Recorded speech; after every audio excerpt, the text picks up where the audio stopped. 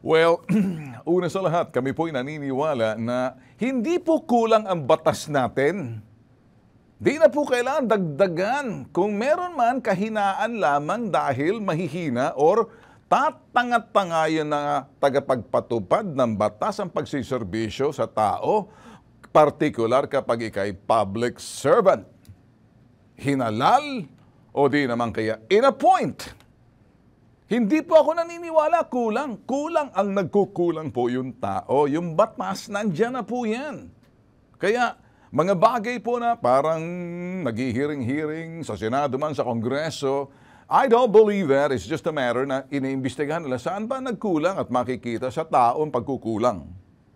Dahil yung mga tagapagpatupad ng batas, sa barangay man yan, sa pulis man yan, o kahit sino, o pag nilapitan po ay mga tanggapan na kung saan ginawa po ng ating gobyerno para sila'y takbuhan, para asikasuhin, pakinggan.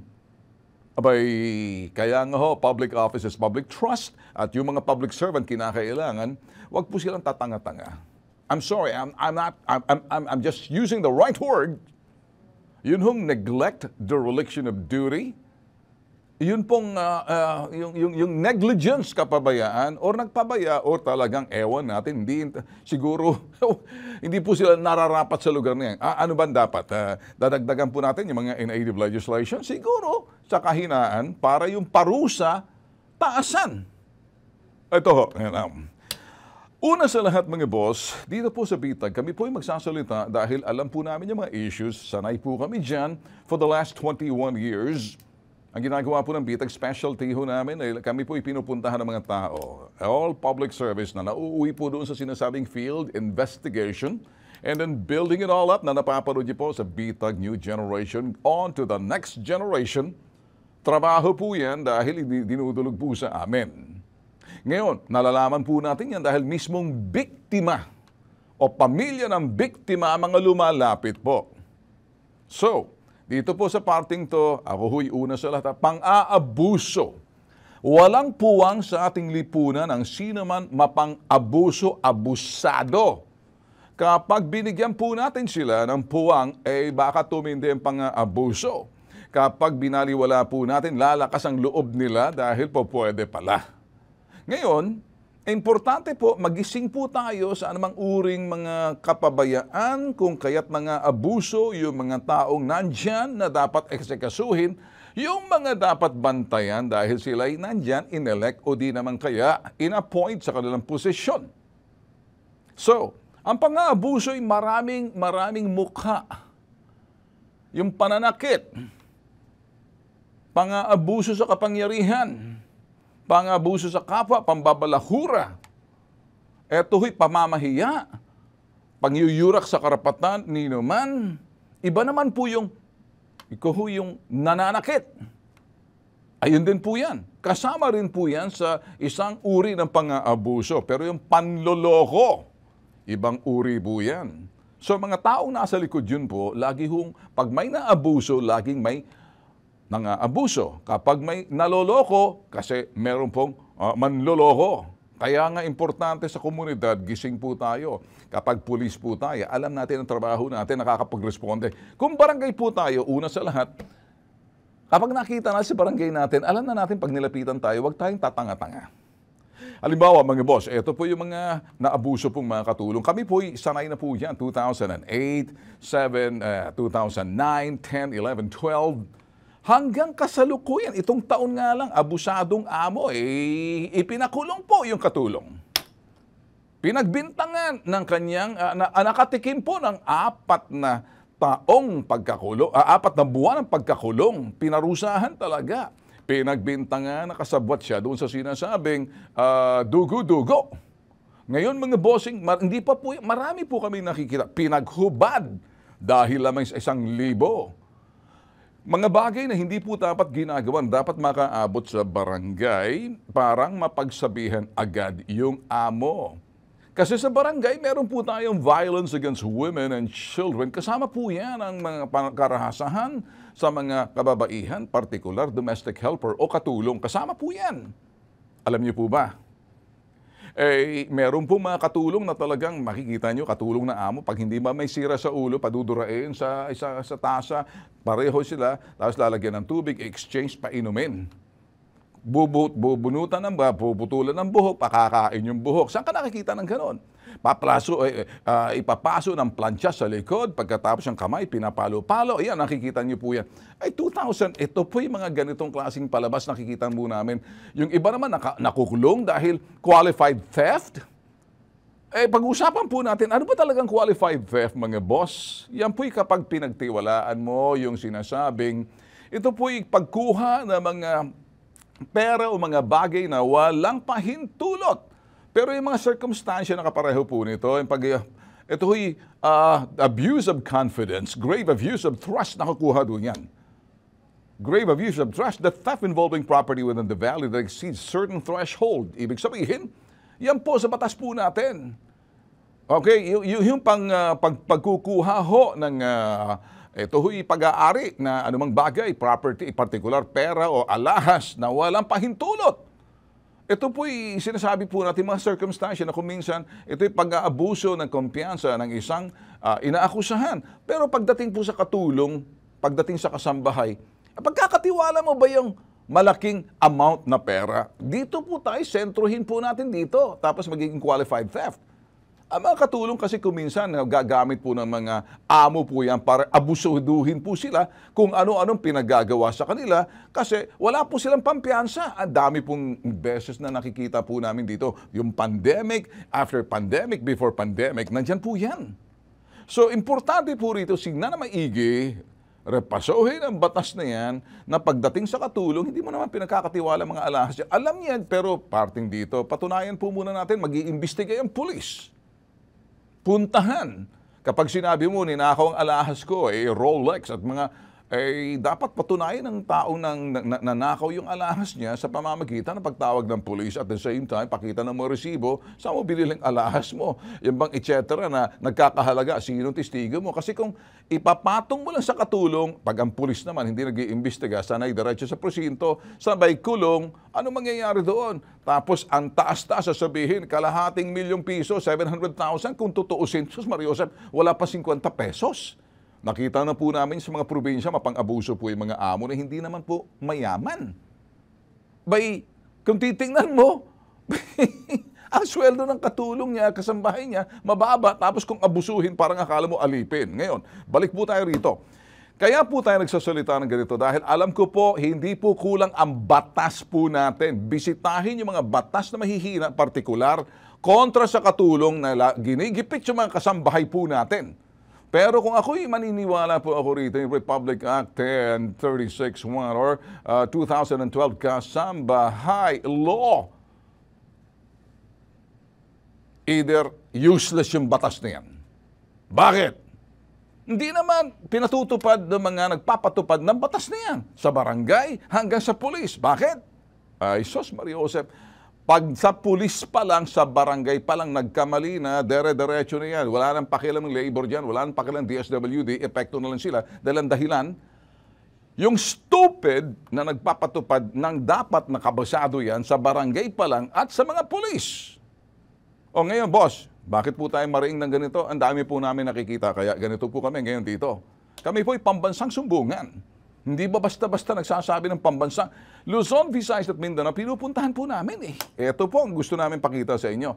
Buisit lang po tayo dahil nauulit po yung mga bagay na nagkaroon na ng batas pero wala pa rin nangyari. Alam niyo nung Monday, August 21, holiday, balikan po natin kung bakit ako galit. Ito, panoorin.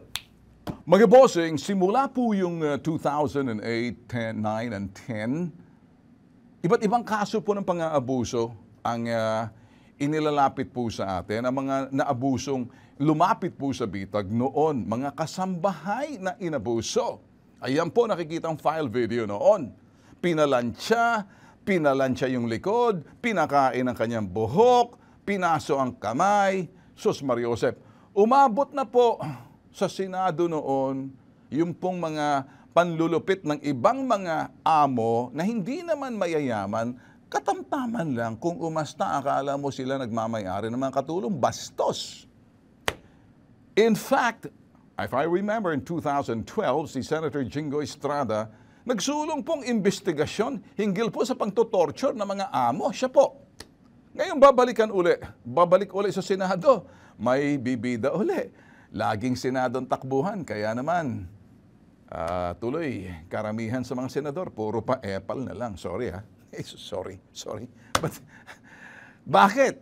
Ito ho, ang mga tingnan. Taong 2007, nang simulan umano na mag-asawang Reynald and Annalisa Marzan ang pagmamaltratong kasambahay.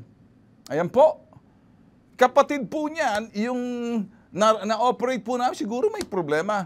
Sinusugatan ng kutsilyo, pinapalo sa ulo ng matigas na bagay, sinasapak sa mata, pinapaso ng plancha, pinakakain ng mga ipis. Nagkaroon ng hearing sa Senado 3 beses, hindi sumipot ang mag-asawa, kaya sa tulong ng NBI, nalabasan ng warrant of arrest, sumuko ang inarereklamo, mag-asawang amo. Ang kapatid po niyan, ganun din po na, isa lang po sila, if I remember, may file po kami sa Bitag. Ayan po, itong bagong kaso ngayon, nasa media, imbestigahan daw ng Senado, ito 2023, parang walang pagbabago. Alam naman ho natin siguro, kulang pa bang batas natin? Siguro baka nakikita ng mga senador o baka nagbago yung mga senador, kaya lang bumabalik uli yung mga kasamaan, itong mga putok sa buhong mga amo na to. 2017, ito ho'y isang panibagong case po to na nasa media ngayon. Umbestigahan. Itong 2017, nag-umpisang mamasukan po yung sa isang amo. Yun po, yan. Ilabas po yan sa GMA. Naging balita po yan sa ABS at ibang mga dyaryo ngayon. Okay, umpisang mamasukan po siya sa Mindoro ng kasambahay na si LV Vergara. Hindi po binabanggit yung pangalan po na may-ari. Bakit po kaya? Tatakot kayo? May biktima? Sino naman yung suspect? Siyempre, mag-uumpisa. Simula ng 2020 hanggang 2021, 2022, pananakit ng amo, Diyos Maria Joseph, ano ba to? Parang torture camp ata ito. Binubugbog ang mata, inuuntog ang ulo sa pader, pinapaikot-ikot na parang turumpo, tinatadyakan sa iba't ibang parte ng katawan. What else is new? May sapak to na kinakailangan dito, nilalagay na sa sinasabing mental institution ng mga amo na to. Mukhang kampon na ng demonyo ata. Hindi nakapagsumbong dahil sa pananakot ng mga amo, may kamag-anak daw na investigador. In 2021, nakatakas at lumapit sa barangay. Hindi pinapinuwalaan ng kapitan ng barangay, tinawagan ng amo, sinabihan ng barangay ang kanilang kasambahay. Lumapit din umanong kasambahay sa pulis, subalit binantaan siya nitong wag i-report ang ginawa sa kanyang amo dahil kapag umulit ay ikukulong siya nito. Kaya naman itong si Senator Francis Tolentino, good luck, Chairman of Committee on Justice and Human Rights. Makipag-ugnayan ka siguro, Senator Tolentino.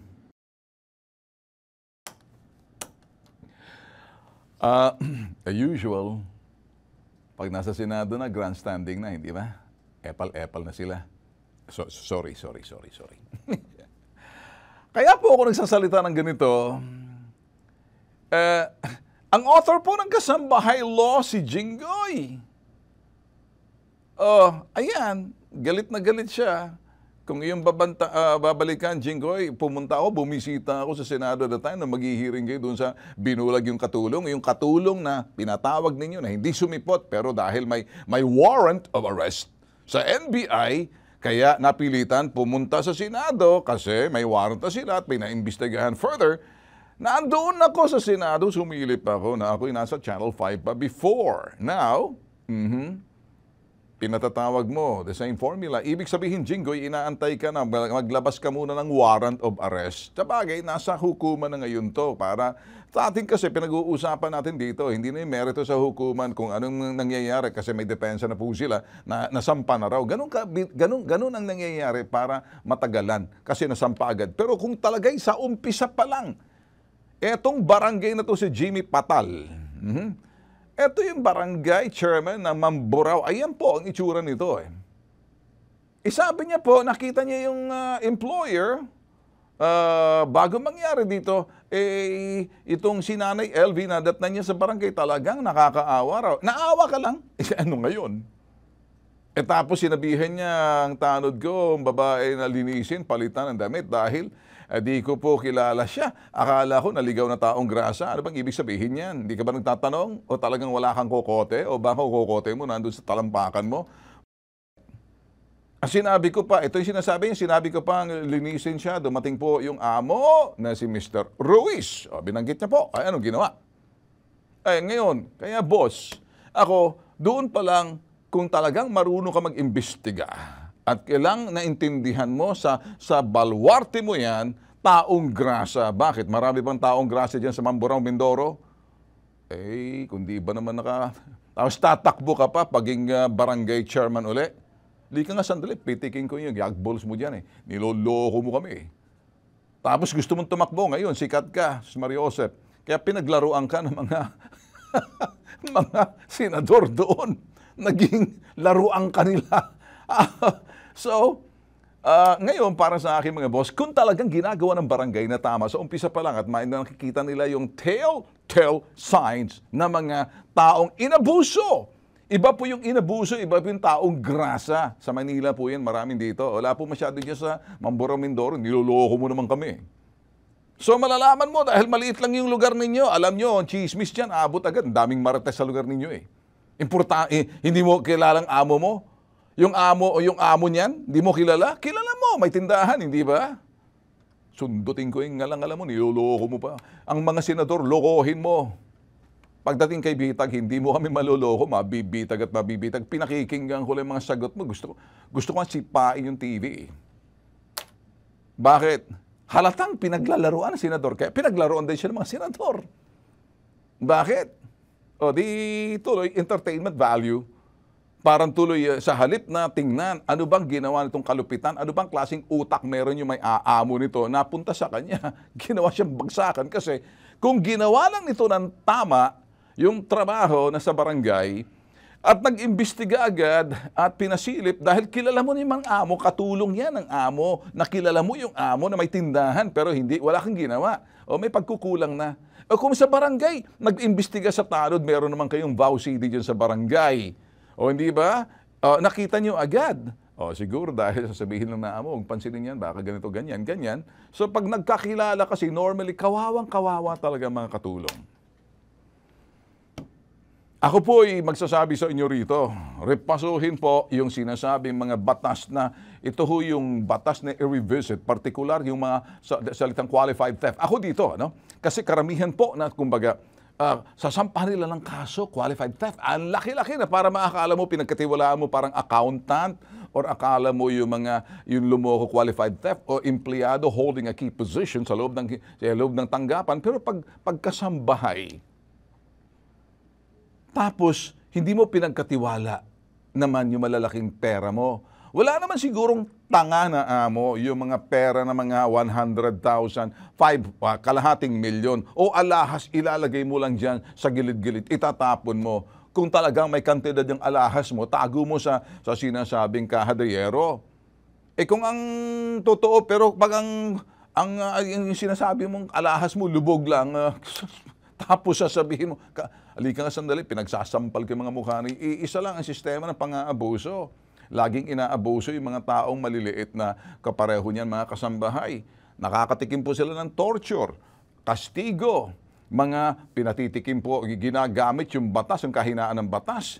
Yung batas mismo na para doon sa sinasabing mga accountant, CPA, o di naman kaya ang pinagkakatiwalaan ng malaking pera sa mga tanggapan, mga professional, i-apply mo ba naman sa katulong? Ikaw ba, pag mayroon kang kasambahay o tatawagin mo maid, yung kung may Rolex ka ba, ilalagay mo lang ba sa tabihan? Ilalagay mo ng ganyan? Sige. Kung totoong Rolex yan, hindi mo lalagay dyan, tatago mo.